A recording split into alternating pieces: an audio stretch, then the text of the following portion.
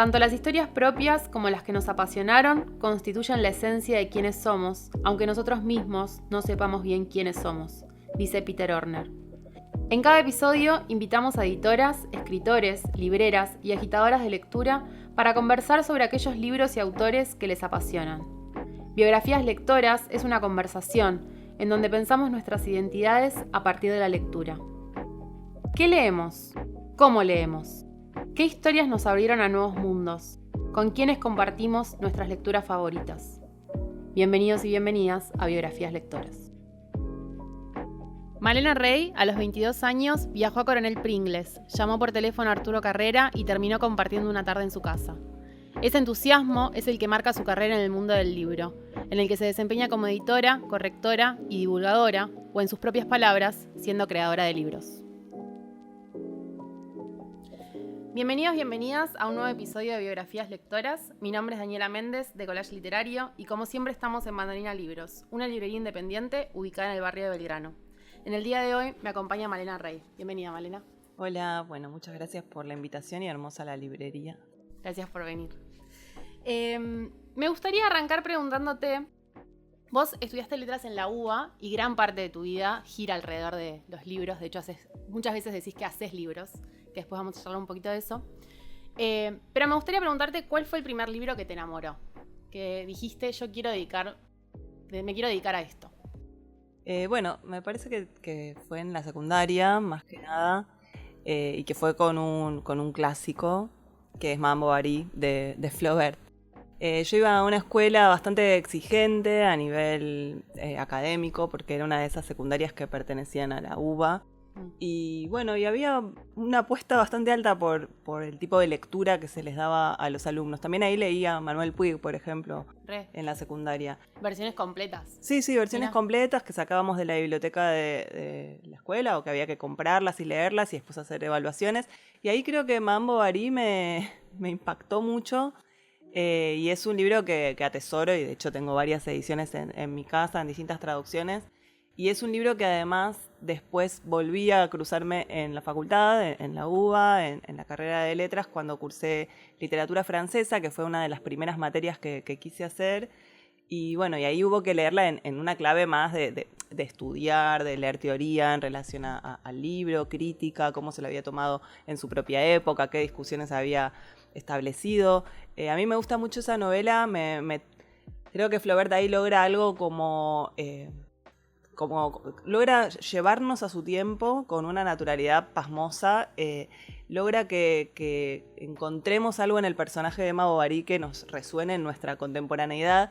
Y me gusta mucho esa frase, esa palabra que surge de la lectura de la novela, que es el bovarismo, que es la idea que tenía Emma Bovary de estar viviendo en un tiempo que no era el suyo, ¿no? Como ella quería tener un amor como el de las novelas románticas de caballería, pero en su presente esos rasgos no existían ya, ¿no?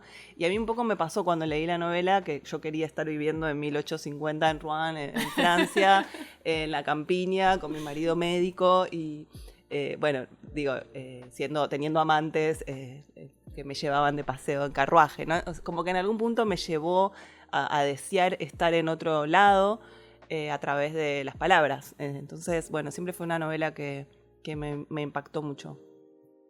Me gusta porque aparte me parece muy zarpado que lo hayan leído tan chicos completa, porque en general se van como algunas adaptaciones. Sí, no me acuerdo exactamente si fue como que yo la saqué de la biblioteca y la leí por mi cuenta o si era parte de la currícula, pero sí me acuerdo de haberla visto, leída por primera vez desde la biblioteca de la secundaria y después habérmela reencontrado en la facultad. ¿Y esa después te fue llevando a nuevas lecturas a partir de haber leído a Madame Bovary? Bueno, me intriga sí. ¿En qué deriva después? Bueno, o sea, la literatura francesa en un momento de mi formación fue interesante, o sea, me quise leer mucha literatura francesa de distintos periodos, entender el pasaje del realismo al naturalismo, entender qué pasaba con las voces más contemporáneas, el siglo XX, el simbolismo, incluso la poesía. Creo que, bueno, que llegué también a Baudelaire, a Rimbaud, que fueron también lecturas bastante interesantes en un momento de mi vida. A quien también llegaba, no sé, leía Pizarnik y Pizarnik hablaba de Rimbaud, entonces como que hacía esos cruces permanentemente. siempre los libros me llevan a otros libros, o más que los libros, un autor me lleva a otro autor. Quizás es más entre autores y autoras que necesariamente entre títulos puntuales. Me gusta eso que decís porque es verdad que cuando una va entrando al mundo, de algún mundo dentro de la literatura que la apasiona, ¿no? Porque va modificándose, de hecho, ahora vamos a charlar, pero gran parte de los escritores y escritoras que traes son argentinas ahora. Pero esas conexiones que va encontrando, una lo siente más cercanos, ¿no? A esos escritores, ¿no? Si leyó lo que a una le gusta, ¿no? Como que va haciendo ese recorrido que sí, bueno, ya lo decía también Borges respecto de los precursores, ¿no? Como que cada autor y cada autora elige a sus propios precursores, no es necesariamente muy lineal la historia de la literatura explicada por periodos o por el ingreso al canon de ciertas voces. A mí me gusta pensar que cada autor o cada autora arma su panteón de otras voces que efectivamente la hacen poner en estado de escritura o encuentra recursos ahí que después quiere utilizar en su propia literatura. Me quedé pensando que también otra de las lecturas, o sea, yo leía mucho de muy chica, pero mucho, o sea, mis padres tenían una biblioteca que estaba bastante bien, había muchas cosas del boom latinoamericano, muchas cosas más setentistas, bueno, no sé, Galeano, Isabel Allende, mi mamá, o bueno, eso, cosas, escritores del boom, Carlos Fuentes, Vargas Llosa, mi papá leía mucho Kafka, ahí encontré varios libros que me interesaban. Pero yo leía mucha literatura infantil de chica y pensaba también que a veces decimos, bueno, ¿cuánto les costó a las mujeres hacerse un lugar en la literatura argentina? Que gran parte del siglo XX fue marcado por obras de hombres. Y yo siempre pienso que las mujeres, muchas de las mejores autoras de literatura infantil son mujeres y que fueron haciendo un recorrido muy original y muy propio. Y yo solo leí mucho de chica. Ni hablar María Elena Walsh, pero también Elsa Bornemann, Emma Wolf, a mí me encantaba Emma Wolf. Graciela Montes, me parece una autora increíble para chicos que sigue estando muy vigente. Incluso Maite Alvarado, que no es tan conocida porque ella murió en los 90, pero fue alguien con una cabeza muy creativa a la hora de la enseñanza de la literatura en las aulas. Entonces todo eso también en algún punto me formó. Yo leo todavía mucha literatura infantil. Estoy en pareja con un autor de literatura infantil. Di talleres para niños muchos años desde los 19. Y todo eso también para mí son voces que me fueron entrando y me hicieron pensar cosas bastante propias en algún punto de todo eso. Hay algo ahí medio, me parece mal leído, que tiene que ver con pensar que la literatura infantil es algo menor o algo que leen solamente los niños y las niñas. Y hay un historiador de la literatura infantil que rescata a Maite Alvarado en un libro que se llama Incluso los niños, que justamente dice eso, la literatura es literatura. La de los niños, o sea, hay que aspirar a hacer literatura que incluso los niños puedan leer. Y creo que eso pasa mucho con María Elena Walsh, sin duda, ¿no? Como que hay algo de que el adulto también disfruta leyéndola. Entonces eso, incluso los niños pueden leer eso, pero no es que está hecho solo para ellos con esos códigos. Infantilizando algo del lenguaje, ¿no? Y creo que en eso Emma Wolf es una de las más atrevidas, es una persona que usa el lenguaje de una manera muy única, inventa palabras, pone palabras difíciles que los chicos no saben qué quieren decir, y yo me acuerdo que había uno que se llamaba un libro, La Aldobranda en el mercado. Yo no sabía que era la Aldobranda, pero justamente quería leer el libro para ver qué era eso, ¿no? Como que me hacía ir hacia una búsqueda, me estaba llevando a buscar algo a mí. Y lo lúdico del lenguaje también. Sí, ella tiene un humor, despampanante, a mí me parece de las más originales. Así que, bueno, nada, la verdad que eso también me fue formando mucho. Me gustaría preguntarte, porque vos sos una gran recomendadora de lecturas, para quienes nos están escuchando, Malena escribe el newsletter de Cenital de Hilo Conductor, también está en Algo Prestado, donde también recomendás, no solamente lecturas, porque también hablas mucho de cine, de música, documentales, etc. Y me gustaría saber a quién vas vos a buscar para que te recomiende lecturas.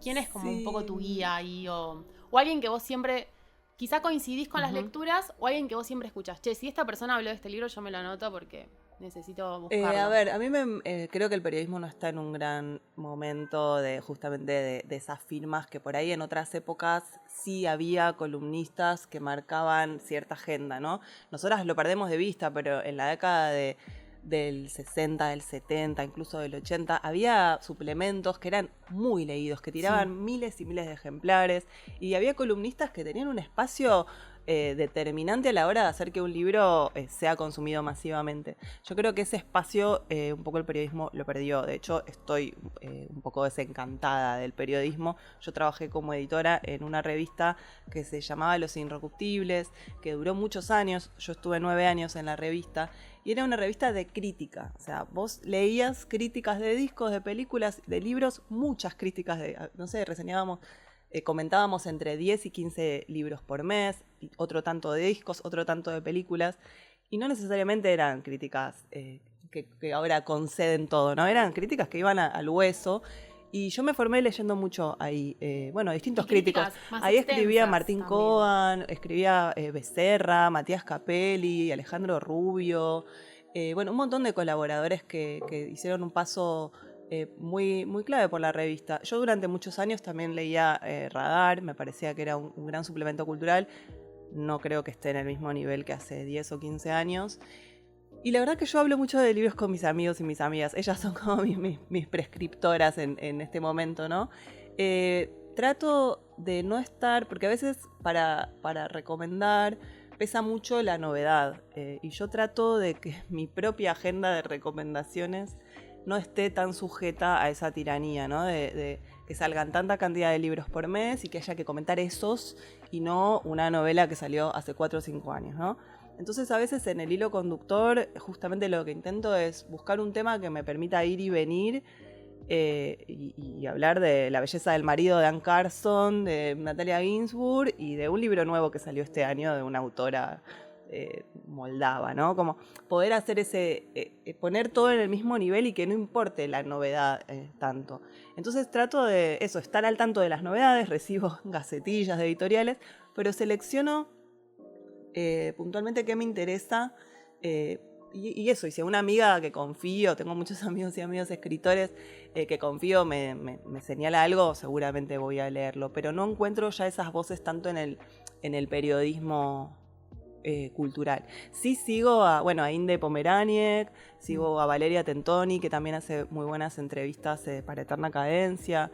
Inde tiene un ciclo de entrevistas que me gusta mucho, también Vidas Prestadas como podcast. Son colegas que me importa lo que piensan y qué están leyendo y cómo lo están leyendo. Pero bueno, eso. No estamos en un gran momento. Igual para mí, coincido con lo que decís, también es real que hay ciertas islas donde una se apoya para encontrar esas recomendaciones. Para mí, Hilo Conductor es una de ellas, ¿no? Esto que estás mencionando de la variedad de lecturas. A mí me sorprende, a veces lo leo y es como, no entiendo el talento de encontrar esa cantidad de lecturas y esa conexión. Sí, me lo dicen, lo agradezco cuando me lo dicen. Yo lo atribuyo a un uso intensivo de mi biblioteca. Me fui dando cuenta un poco de eso. El hilo lo hago hace casi 5 años, vamos a llegar ahora a las 100 ediciones. Era quincenal y ahora es mensual. Era quincenal, tenés razón, sí. Pero digo, un uso intensivo de mi biblioteca, o sea, todo parte de mi biblioteca, de sacar libros de mi biblioteca, de mirarla, de decir o de ir manejando que se me ocurra un tema y volver y mirar y a ver también, ¿no? Como mi biblioteca es un lugar completamente activo, desordenado, entra, sale un libro, tiene su propia lógica interna, pero está en permanente mutación y eso, todo el tiempo hay pilitas de libros ordenados de determinada manera que después vuelven a su lugar y por ahí después pertenecen a otra pilita determinada de otra manera. Me parece que la biblioteca no tiene que ser un espacio anquilosado de adorno, donde una refleja solamente los lugares por los que pasó, sino los lugares a los que puede volver y también una manera de volver a un mismo libro buscando otra cosa, ¿no? Como no siempre ese libro nos va a decir lo mismo, porque depende en el momento en que lo leíste, porque un subrayado de una época, en otra época hubiera subrayado otra cosa. Entonces, sostener esa larga vida de los libros es algo que yo intento desde mi trabajo editorial y desde mi trabajo periodístico. Y también habla mucho de los modos de leer, ¿no? Esa posibilidad del movimiento que estás nombrando es una forma de leer, no todo el mundo lee así, ¿no? Y eso me parece re interesante. Nosotras cuando te invitábamos a la entrevista, te habíamos pedido que trajeras algunos libros que te hayan como marcado en tu recorrido lector. ¿Te gustaría empezar por alguno en particular de aquellos que fuiste pensando para traje un compartir? montón. Esto yo sé que es un podcast, pero tengo acá apoyados un montón de libros. No sé cuántos traje, 20 y pico. Doy fe de eso. Hay un montón. Bueno, no sé. Bueno, de Madame Bovary ya hablamos. A ver, yo siempre leí mucha poesía. A mí me gusta mucho la poesía. Hice varios talleres de poesía. Me formé con una tallerista increíble que se llama Margarita Roncarolo, que falleció. Que tiene 2 libros ella de poesía en Santos Locos, pero era una gran maestra de la vida, no solo de la literatura. Participé del taller de Daniel Durán, en la Escuela de Poesía de Durán, estuve un tiempo en el taller de Laura Whitner. ¿Perdón, eran talleres de lectura o también de escritura? No, también de escritura. Nunca me interesó mucho publicar, o sea, yo no es que siempre quise ser escritora, ni mucho menos, no, la verdad que no, yo me reconozco mucho más como editora, como alguien que da a leer, como alguien que promueve la lectura, me siento más cómoda en ese lugar que en el de la escritura, digamos, pero en ese momento escribía más poemas y sobre todo me gustaba como espacio para ir a hablar de poesía, y bueno, la verdad es que traje algunos libros de poesía que me gustan mucho. Traje a Pizarnik, que fue una de mis autoras de cabecera en la adolescencia. De hecho, esta edición está completamente marcada, rota.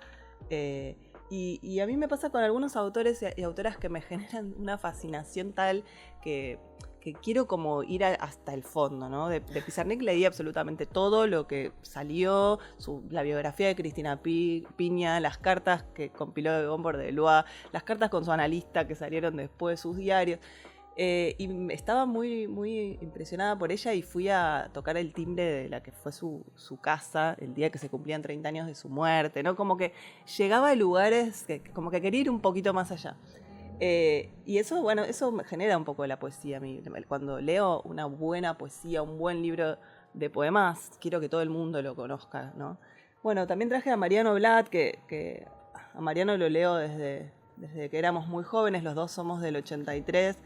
Y la verdad que la poesía de Mariano me parece que marcó un cambio de época entre lo que se leía en la poesía de los 90, que para mí fue increíble, ¿no? Gambarota, Laura Whitner, Fabián Casas, Daniel Durán, una gran cantidad de poetas de los 90 y belleza y felicidad, ¿no? Como que Mariano creo que es el eslabón que nos hace saltar de la poesía de los 90 y esa codificación del yo lírico hablando de la vida cotidiana a una poesía nueva, ¿no? Con otros ingredientes, con una cultura de la década de los 2000 que todavía estamos tratando de ver por dónde pasaba, pero que exhibía ciertos rasgos de una subjetividad joven de otra manera, ¿no? Postmenemista y conectada con la música, con la fiesta, con las drogas, con mucha sensibilidad y también una poesía más queer, ¿no? Como que ahora de repente lo queer está completamente instalado como código, pero tuvo que hacerse un espacio y tuvo que ser leído durante un tiempo para que procesemos esas subjetividades en la poesía mucho más abiertas, ¿no? y libres. Así que bueno, traje Mi Juventud Unida de Mariano Blatt, que es el libro en el que se reúne toda su producción, que después él aumentó, primero salió en Mansalva y después lo sacaron en Blatt y Ríos. Traje a Laura Whitner, que también su poesía reunida me gusta mucho. Lugares donde una no está, se llama, pero la verdad es que tengo todos sus volúmenes sueltos. Tengo La tomadora de café cuando salió por Vox, Últimas mudanzas, tengo muchos de sus libros y me gusta mucho y me gusta también su libro sobre traducción, Se vive y se traduce, me parece increíble. ¿Sos de coleccionar libros? Porque estás diciendo, ¿no?, que tenés como varias ediciones, como vas a esas nuevas ediciones. Trato de... Me gusta como cuando sigo a un autor o a una autora tener su obra. Eso es algo que me interesa en particular. Creo que cuando ves la biblioteca de mi casa podés identificar dónde están esos grandes ejes de sentido, ¿no? No sé, Gombrowicz ocupa todo un estante, tengo muchos libros de él, Natalia Ginsburg, César Aira, tengo, no sé, 60, 70 libros de Aira en un estante. Y después toda una zona que para mí fue muy clave en mi formación, que tiene que ver con algo que empezó en la facultad y que después la excedió, que es la lectura de ciertos autores y autoras de los 70. Bueno, Osvaldo Lamborghini, que empieza a publicar en el 69 con El Fiord, para mí fue un autor que cuando lo descubrí me partió la cabeza. Es muy impresionante, ¿no? Con el niño proletario te quedás como... Sí. Y me espeluznante obsesioné mucho con... El lenguaje aparte que construye también ahí. Sí, a mí me gusta mucho lo que hace Osvaldo Lamborghini, su hermano Leonidas también, los traté de leer a fondo, de investigar. Yo estuve en una revista digital que ya ni siquiera está en internet, porque las cosas desaparecen de internet, no es que en internet está todo. Sí, hay una falsa sensación de eternidad que es mentira. Sí, yo estuve en una revista que se llamaba El Interpretador, que éramos todas estudiantes de letras, la dirigía Juan Diego Incardona, y eran números temáticos muy largos, muy exhaustivos, con colaboradores y colaboradoras de la crítica, de la academia, de la literatura. Y bueno, el último número del Interpretador fue sobre los hermanos Viñas y los hermanos Lamborghini. Y investigamos, pero a full, leímos un montón.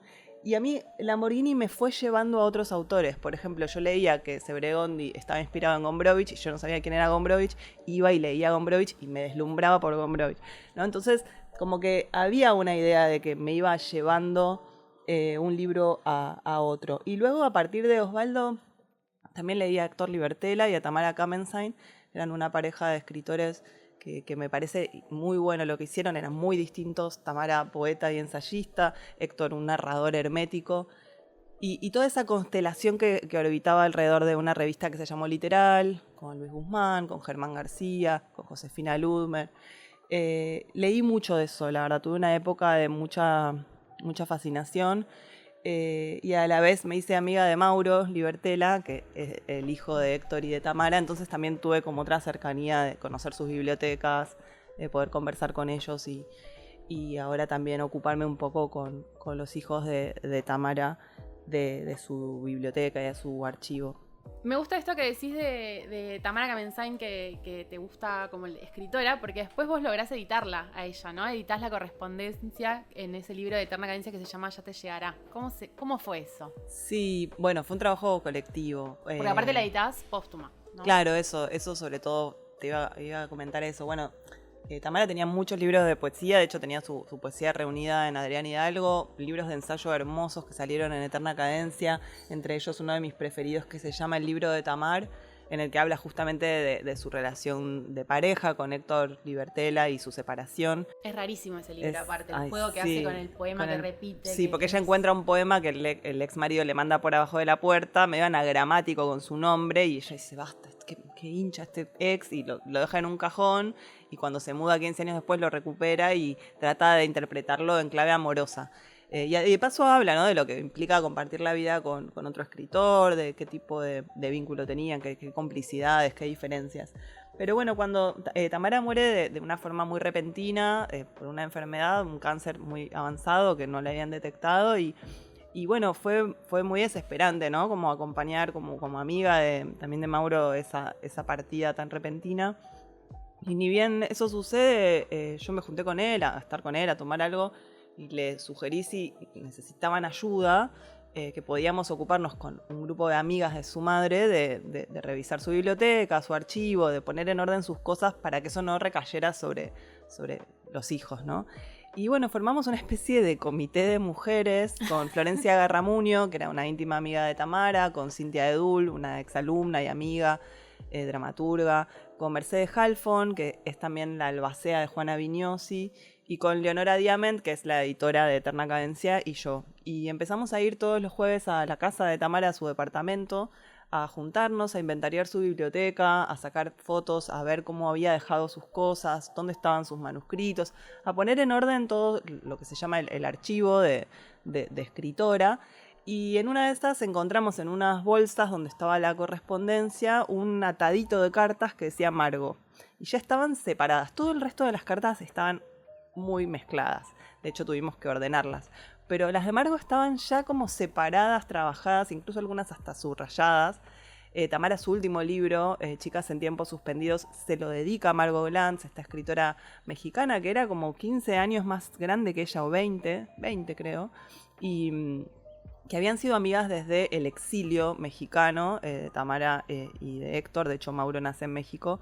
Ellas se hicieron amigas en el exilio y luego continuaron su amistad a lo largo de las décadas, muchas veces por correspondencia. Entonces lo que hicimos fue aprovechar que Margo estaba disponible en México y pedirle a ella también las cartas con Tamara. Y nuestro trabajo pasó por cruzar esas correspondencias dándoles eso, una coherencia y una cohesión temporal, anotando lo indispensable y reponiendo una relación de amistad entre amigas, ¿no? De amigas escritoras que criaban, que leían, que viajaban, que trataban de vivir a pesar de todo lo que caía sobre ellas en sus espaldas como mujeres, abriéndose paso en las letras latinoamericanas. Qué lindo aparte conseguir la ida y la vuelta, ¿no? sí. Porque no es tan, generalmente cuando uno lee cartas siempre lee de una parte, ¿no? Y sí, se pierde las respuestas. Leen las cartas, esto es una correspondencia. La correspondencia es justamente cuando está la ida y la vuelta. Sí, eso es clave en el libro. O sea, solo de un lado no hubiera tenido tanto sentido acá porque lo que interesa es el diálogo, qué se preguntan, qué se responden, qué complicidades, qué chismes se cuentan, ¿no?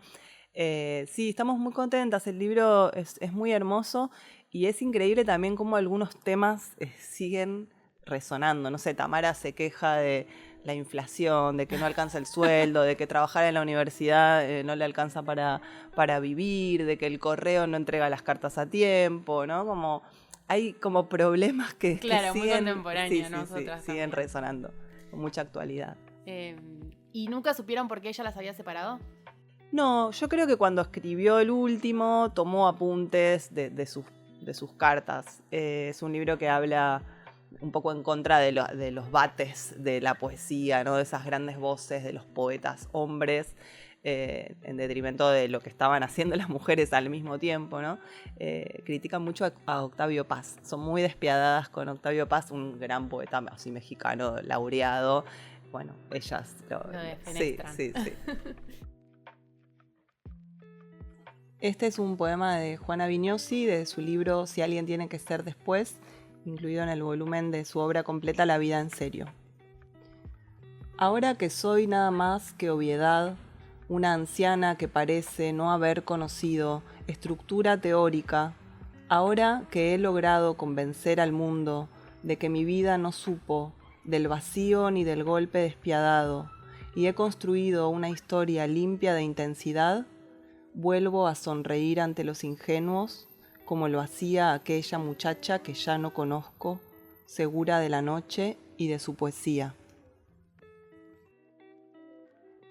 Y después también estaba pensando que una de las autoras que trajiste, que ya nombraste igual, que es Vignosi, con La vida en serio, que también es la que reúne la obra completa. No me acuerdo de qué editorial es la que es reúne. De Adriana Hidalgo. De Adriana Hidalgo, que también tuviste la posibilidad de corregirlo, ¿no? Entonces sí. Yo leía en alguna entrevista, o no sé dónde lo dijiste, que tuviste que leerlo todo 2 veces, ¿no? Sí. Y pensaba cuando estabas diciendo en esto que te gusta como conocer toda la obra de la autora, ¿qué pasa con eso cuando no es solamente conocer como lectora, sino ya implica en tu trabajo, como bueno, en este caso lo corregiste? Uh-huh.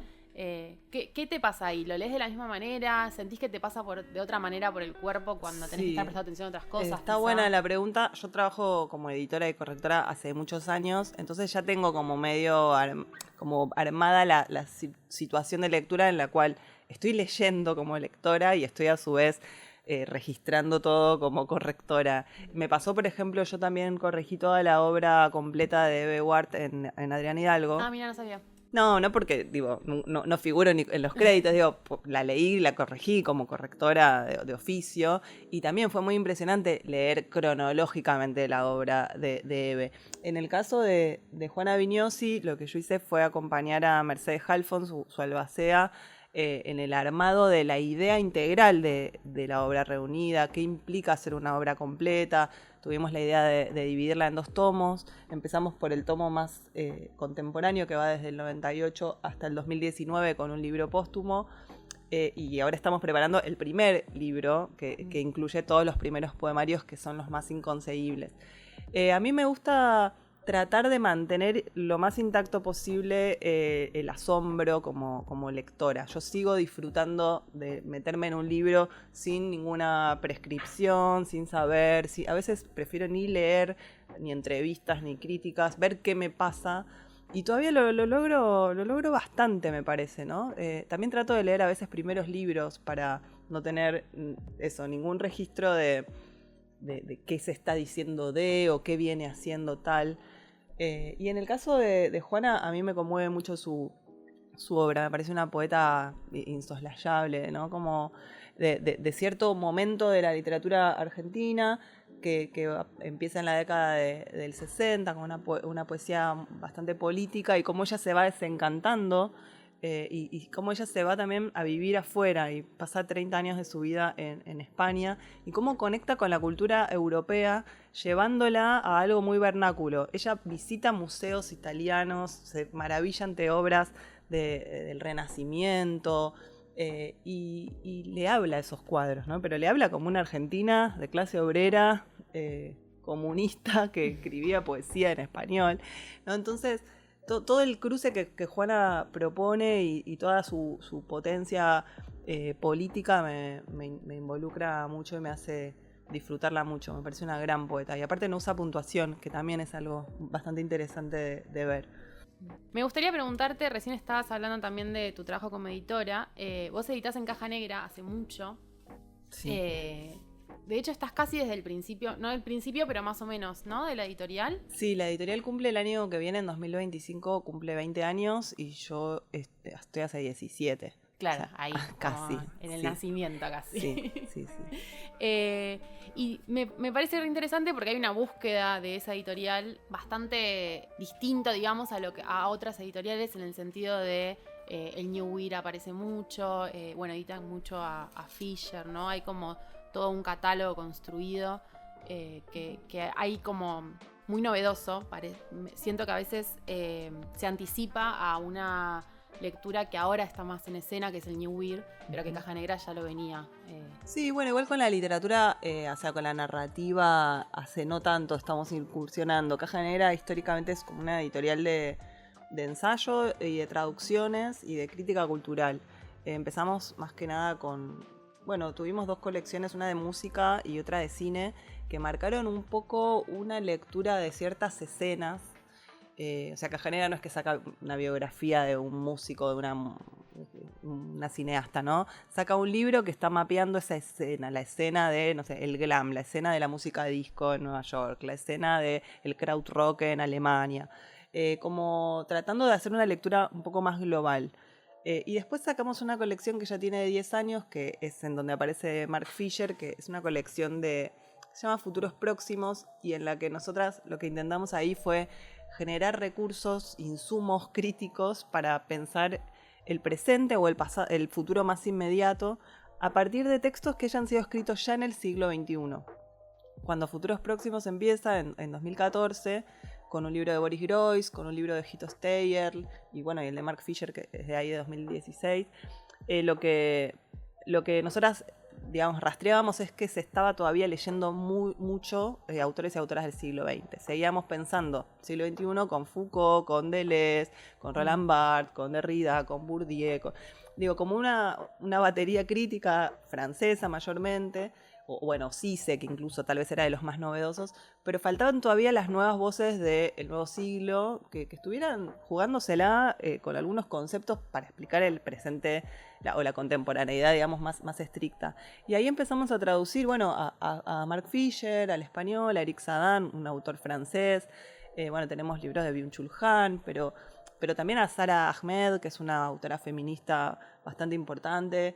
Y es bastante riesgoso ahora que lo leo, digamos, con un poco de distancia, la apuesta de dar a conocer autores y autoras en nuestra lengua, traduciendo su jerga, implica un esfuerzo bastante grande. Nosotras lo que hicimos fue siempre acompañarlo de una programación cultural que pusiera en discusión esos libros. Como la vida, esto lo digo bastante, como la vida del libro en Caja Negra nunca termina en la mesa de una librería.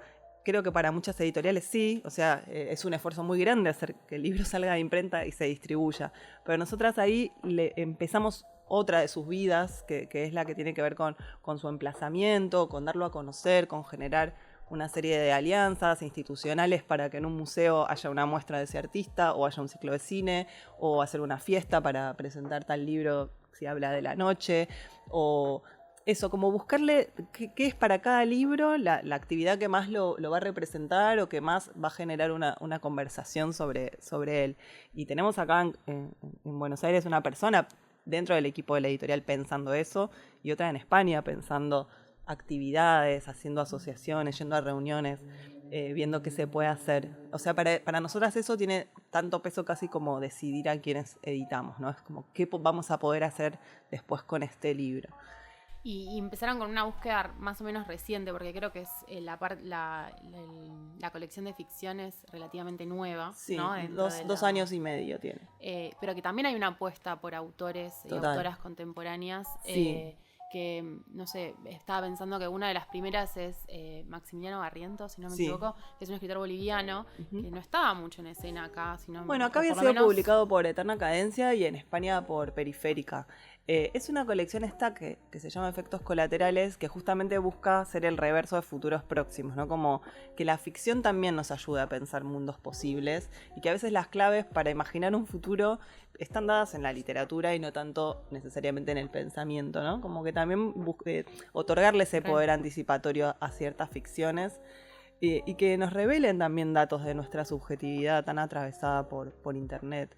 Entonces en la colección hay como 2 líneas. Una que, como vos decís, tiene que ver con el New Weird, con la ficción extraña, con ese libro de Barrientos que nos recomendó Mariana Enríquez. Ella fue la que nos lo trajo. Y decía, la otra línea tiene que ver con ciertas escrituras del yo, con ciertas escrituras con rasgos autobiográficos. Y ahí publicamos a Mackenzie Wark, que es una autora trans, que vive en Nueva York, a Cecilia Gentili, con un libro de cartas, que es una autora trans argentina, también a Leo Felipe, que es un autor brasilero. Estamos tratando de que también la colección equilibre un poco más las voces anglosajonas con las voces hispanoamericanas, digamos, y que no sean tantas traducciones como sucede en otras colecciones nuestras. Así que sí, la verdad que la actividad en Caja Negra a mí me estimula mucho. Es un proyecto... ¿Te lleva a lecturas nuevas? Sí, todo el tiempo. Todo el tiempo. Porque estaba pensando en los autores y autoras que pensaste para tu biografía personal. No van tan de la mano con lo que se edita en Caja Negra. Bueno, está Mecas, de quien todavía no hablé, y para mí es uno de los autores centrales, por lo menos en mis lecturas de los últimos 15 años. Y es un autor que yo conocí a través de Caja Negra, y de quien sacamos tres que aparte libros. Trabaja con géneros distintos a lo Sí. que suele... Sí, pensando en la lista de autores y autoras que trajiste, claro, ¿no? Quiero decir. Pero sí, hay algo ahí también, ¿no? Que debe ser un desafío y que abra nuevos mundos también. Sí, a mí en Caja Negra eso me mantiene en un estado permanente de creatividad y de pensamiento colectivo. Es un organismo muy tentacular, somos un grupo humano muy hermoso en el que todas hacemos un poco todo. Y también cuando una pertenece a un mismo proyecto durante tantos años, no es que yo me metí en un grupo que ya existía, ¿no? Como que nosotras fuimos generando nuestra propia profesionalización, nuestra propia forma de trabajo, nuestra propia división en áreas. No es que eso está dado por una empresa o está dado por un jefe, sino que sobre la marcha fuimos incluso cambiando de roles dentro del mismo equipo. Y es muy estimulante sentir que estás creciendo junto con un proyecto y que depende específicamente de nosotras. Mecas, como decías, es un autor lituano, es un autor que vivió en Nueva York casi toda su vida y que es básicamente un director de cine experimental. Pero es muy interesante ver cómo dialoga su producción audiovisual con su producción escrita, porque generan todo un mismo registro, ¿no? Que es un registro de una gran emotividad, una gran confianza en el lenguaje, en la poesía, de las imágenes. Y es un tipo que, o sea, es de mis sensibilidades favoritas del siglo XX, creo que junto a Natalia Ginsburg o Agnès Varda, como personas que pudieron atravesar distintos géneros, que vivieron épocas muy difíciles de entreguerras, de persecuciones políticas, de pobreza, y que encontraron un lenguaje muy propio en el arte, que lo dominaron muy a su manera, con mucha libertad, con mucha experimentación. Yo valoro mucho la experimentación, digamos, cuando alguien no se queda cómoda en su obra que ya está establecida y se arroja, como se arriesga y prueba, ¿no? Vuelve a aparecer esto que habíamos hablado antes de lo lúdico, ¿no? Del lenguaje, ¿no? De los distintos lenguajes del arte. Como sí, y digo, permitirse ese juego. En esta clave me interesa, bueno, varios autores de Caja Negra que creo que se prestan a esto. a María Negroni, le publicamos varios libros y a mí la obra de María me interpela muchísimo. La entrevisté, tuve la suerte de entrevistarla para un ciclo que había en Malva y me saqué las ganas de preguntarle un montón de cosas. A Osvaldo Baigorria es un autor que también publicamos, digo, de los argentinos con quien podemos trabajar en la edición, porque también pasa mucho en Caja Negra que cuando contratamos un libro, ya el libro existe, entonces nuestro margen de maniobra es un poco más acotado. Pero en los casos de los autores y autoras argentinos o latinoamericanos, vivos, en actividad, disfruto mucho de involucrarme con la edición y con dar sugerencias y arribar a un objeto final que sea un objeto muy bien hecho, que interpele a los lectores y a las lectoras, que sea un objeto que quieran conservar y que esté todo bien representado, digamos, el espíritu de la editorial esté representado en ese libro. El lenguaje y yo. Ha llegado el momento de contarles algo sobre mí, una mini biografía relacionada con el lenguaje. Crecí en una pequeña aldea campesina de Lituania, en una zona que hablaba su propio dialecto. Solíamos reírnos del idioma oficial lituano y bromear al respecto. Luego ingresé a la escuela primaria y tuve que aprender el idioma oficial lituano. Luego, en la secundaria, empecé a aprender latín y francés. Tuve 2 años de cada idioma. Cuando llegaron los soviéticos en 1940, declararon que el francés y el latín no eran aceptados. En cambio, impusieron el idioma ruso. Entonces comencé a aprender ruso, 2 años de estudios. Cuando llegaron los nazis en 1942, anunciaron que el ruso ya no era aceptable, solo el alemán. A partir de allí, estudié alemán durante 2 años más. Entonces, sucedió que terminé en un campo de prisioneros de guerra en Hamburgo, Alemania, junto a italianos y franceses. Pensé, ahora que estoy en Alemania, podré perfeccionar mi alemán. Pero al poco tiempo, descubrí que estaba en una zona de Alemania donde se hablaba un dialecto especial llamado Plattdeutsch, difícil de comprender incluso para el resto de la población alemana. Entonces, pensé que como vivía con italianos, mejor aprender ese idioma. Aunque unos meses más tarde, comprendí que lo que estaba aprendiendo era en realidad el italiano hablado por los gitanos de Sicilia y que mis otros amigos italianos no lo entenderían en absoluto. Al poco tiempo la guerra terminó y llegaron los estadounidenses, por lo que todos comenzamos a aprender inglés. Para ese momento había llegado un punto en el que sabía varios idiomas, pero los hablaba todos mal. Fue entonces que con mi hermano llegamos a una conclusión brillante. Debíamos aprender el lenguaje del cine, un idioma que todo el mundo comprendía. Arribamos a Nueva York y conseguimos una cámara Bolex para empezar a filmar.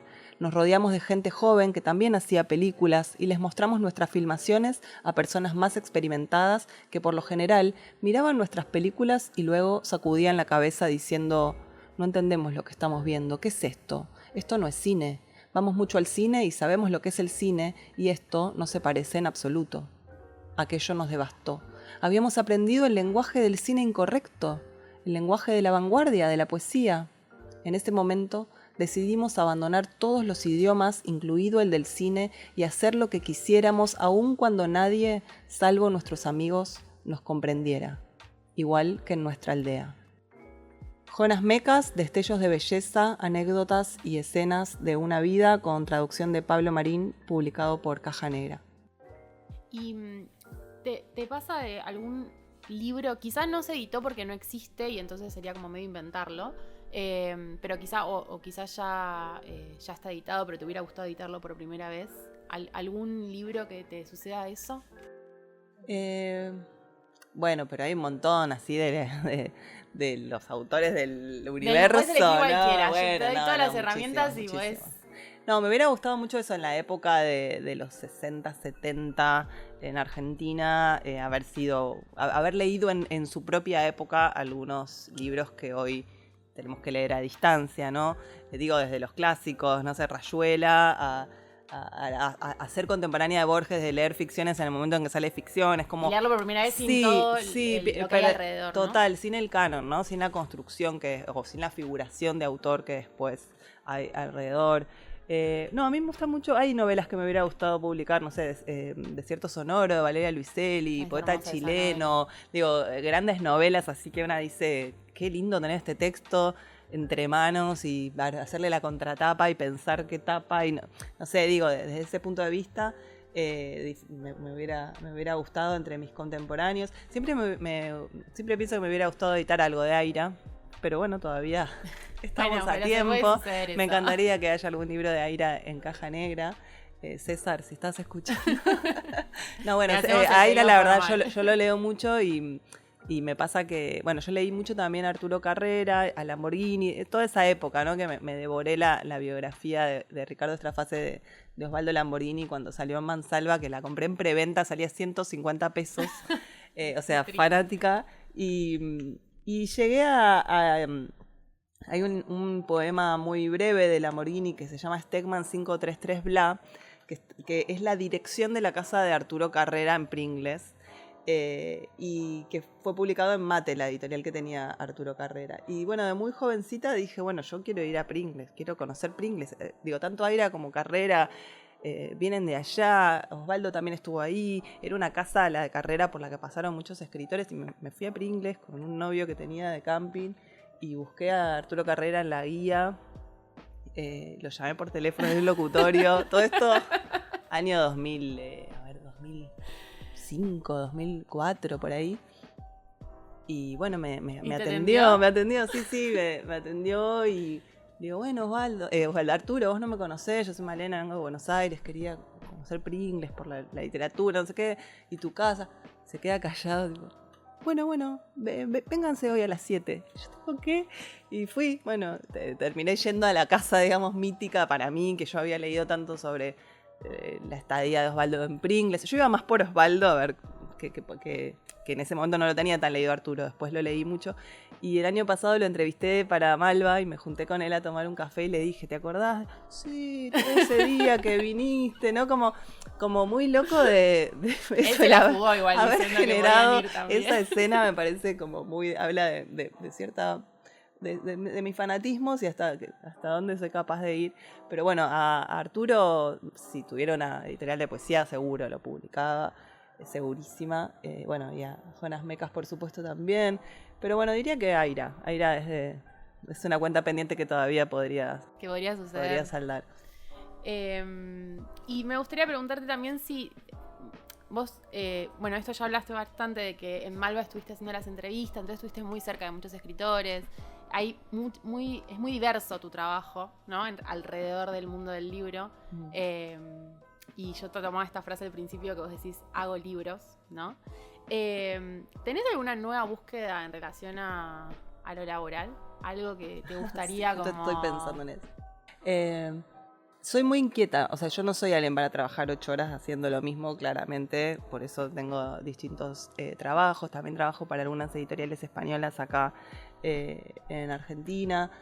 Lo de Malva, para mí fue una experiencia muy interesante por esto que digo de las obras, o sea, yo lo que me propuse ahí fue leer obras, no hablar del último libro y hacer una entrevista como acotada a eso. Para cada entrevista yo me leía toda la producción de esa persona, ¿no? Y trataba de ir y venir, de generar un hilo entre el pasado, y cómo se había transformado ese proyecto literario.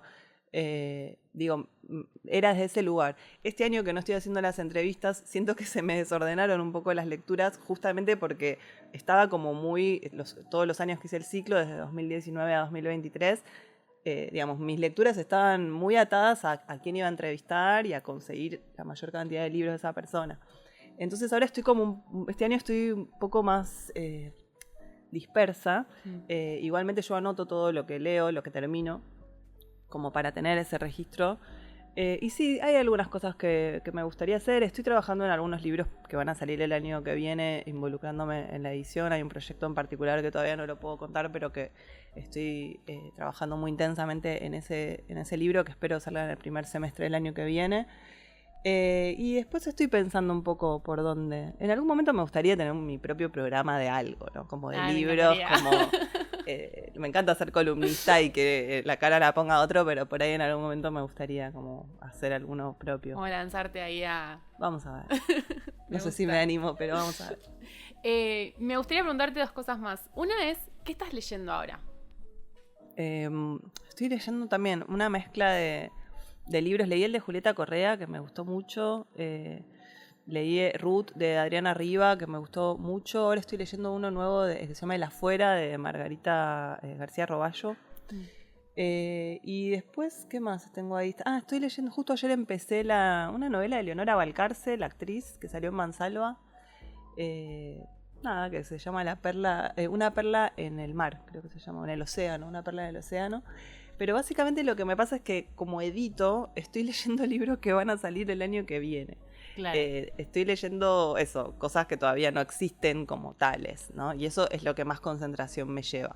Después está mi lectura recreativa de antes de dormir, que por ahí son novelas o son ensayos breves. Y después me pasa que tengo muchos amigos y amigas escritores que me piden que les lea sus cosas antes de que salgan. Entonces a veces también leo eso, ¿no? Como los libros el proyecto todavía de algunos amigos. Ahora justo una amiga ayer me dijo, che, Male, te mando, bueno. Y bueno, y de poesía, estamos empezando a trabajar en el nuevo de Vignosi, así que, en el nuevo viejo de Vignosi, así que también con eso. Y para cerrar me gustaría preguntarte, nosotros siempre cerramos con la pregunta de si pudieras preguntarle lo que te gustaría a tu escritor o escritora favorita o alguien que te guste mucho, ¿qué le preguntarías? Pero vos lo hiciste muchas veces eso. Entonces me reformulé la pregunta pensando, ¿qué escritor o escritora, quizá editora, no importa si no podrías físicamente hacerlo ahora porque no importa ese límite, entrevistarías, que te queda pendiente quizá o que te quedó pendiente, y qué le preguntarías? Bueno, no, Tamara Kamensain sin duda me arrepiento mucho de no haberla entrevistado. De hecho, le habíamos mandado el mail ya invitándola al Malva cuando ella empezó a estar mal y no se pudo concretar. Es cierto que a muchos los entrevisté y tuve esa suerte, por ejemplo a Mayral, a Martín Cohen, a gente que yo había leído aparte de la carrera, bueno, a Mariano Blatt lo entrevisté. Me encantaría entrevistar a Aira junto con Arturo Carrera, juntos. Voy a, ¿cómo se dice?, intencionar. Pero bueno, César Aira no da entrevistas a ningún medio argentino hace muchísimos años. Entonces no pasa porque me elija o no como interlocutora, sino por una cuestión de principios que por supuesto respeto mucho. Pero sin duda de argentinos me gustaría hacerle una entrevista a César y preguntarle un montón de cosas, preguntarle por su tarea de traductor. Él tradujo durante muchos años, por cómo organiza su vida diaria. Sabemos que él escribe en un bar de Flores, una página por día, pero después, o sea, ¿qué hace con eso? ¿Quién lo transcribe en la computadora? ¿Cómo organiza su archivo de traducciones? De libros de él traducidos a otras lenguas? Tengo un montón de curiosidades. Y del pasado me hubiera encantado entrevistar bueno, así como, sí, por decir, ¿no? A Italo Calvino y a Roland Barthes. Me hubiera encantado. Y una de las cosas que le preguntaría es justamente de quiénes tienen más libros en su biblioteca, que me parece que es una pregunta que habla de las obras que una sigue y no necesariamente de un libro que te fascinó. Y también les preguntaría, a César Aira también se lo preguntaría, ¿qué poemas o qué textos se acuerdan de memoria? Que creo que hay algo en el registro ese más primitivo de aprenderse algo de memoria que nos resuena siempre un ritmo, ¿no? Como una, no sé, algo que nos sostiene, esa memoria dice bastante, ¿no? De nosotras. Entonces me gustaría saber qué se tuvieron que aprender de memoria o qué eligieron aprenderse. O qué les quedó de memoria. O qué les quedó de memoria o qué frase. Viste que hay escritores y escritoras que tienen a mano su memoria y otras que vamos a verlos subrayados. Eso se los preguntaría, me intriga mucho. Y después, bueno, yo trato de seguir, y de hecho parte de mi biblioteca está organizada así, proyectos editoriales. Entonces en algún momento me gustaría hacer como un ciclo de entrevistas a editores y editoras, cruzando un poco algunos intereses y ideas sobre el oficio, pero también sobre la comercialización. Pienso mucho en eso, en la industria editorial, y hablo mucho con los colegas que puedo de acá y otros países del tema, y es algo que me inquieta y que me sirve siempre estar pensando sobre eso. Muchas gracias, Malena. No, gracias a ustedes. 18 de enero de 1985. Querida Margo, 25 días de huelga de correo que se cumplen hoy nos están dando a los argentinos una visión del mundo como desde las trincheras.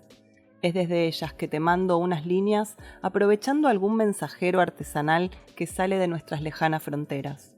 Argentina es ese nido familiar de huelgas, proyectos fallidos y tías que nos hacen varéniques. Ya no sé qué pensar ni qué sentir.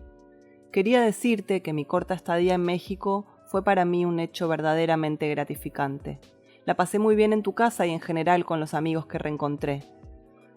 En fin, a pesar de las quejas, las huelgas, los aislamientos, la gente en Buenos Aires se ha tomado vacaciones y la ciudad está absolutamente vacía. Medio Buenos Aires se broncea en toples en Punta del Este y el otro medio gasta su dinero en el casino de Mar del Plata. Nosotros tratamos de ir bastante al cine, sobre todo porque tiene refrigeración. Vi, entre otras, Broadway Danny Rose, que me pareció conmovedora. Me gusta ese Woody Allen cada vez más menor. En febrero nos vamos por 15 días al mar y espero que Mauro, que está aprendiendo a controlar esfínteres, haga disimuladamente su pipí y su cacá entre las olas, porque aquí vivo limpiando alfombras y me acuerdo de tu gata cuando cagó en el estudio y caminábamos entre mierda mientras hacías tu ponencia, con ciertas connotaciones también anales. Qué lástima no haber podido escucharte ese último día. Ah, por cierto, me dicen que ganaste el premio Villa Urrutia, lo cual me hizo brindar con Héctor la otra noche, con un vinito blanco delicioso que compramos, el Bianchi Chablis. Me alegré muchísimo y te veo una escala ascendente que ni tu papá hubiera soñado para ti. Bueno, querida, te mando un beso enorme y espero que no necesitemos de los radioaficionados para seguir comunicándonos con el exterior en este país cada vez más atrasado. Héctor te manda besos y felicitaciones, Tamara. Esta era una carta de Tamara Kamenstein a Margot Glantz, incluida en el libro Ya te llegará, correspondencia 1984-1997, editado por Eterna Cadencia. Acabas de escuchar Biografías Lectoras, un ciclo de entrevistas producido por Mandolina Libros y Collage Literario y conducido por Daniela Méndez. La producción de sonido estuvo a cargo de Belu Moras. Podés seguirnos en nuestras redes, @mandolinalibros y en @collage-literario. Gracias por escucharnos.